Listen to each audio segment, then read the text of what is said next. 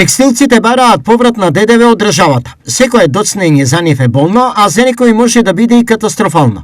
Истиот проблем се однесува и со повратот на уплатени придонеси кај заштитните друштва, каде се доцни со поврат и над 6 месеци. Па сигурно дека значи голем недостиг на финансиски средства и нарушување на ликвидноста на компанијата.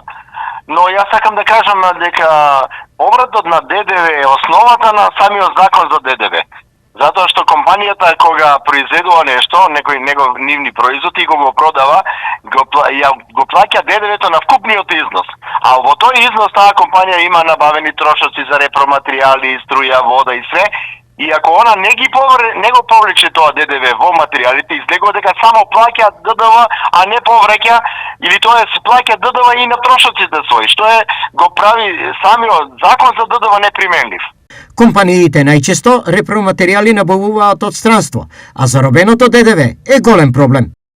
Ти треба многу обратни средства за да го тој цел циклус производен и продажен одржеш. Ако не ти се врати ДДВ-то, тебе ти фалат многу пари.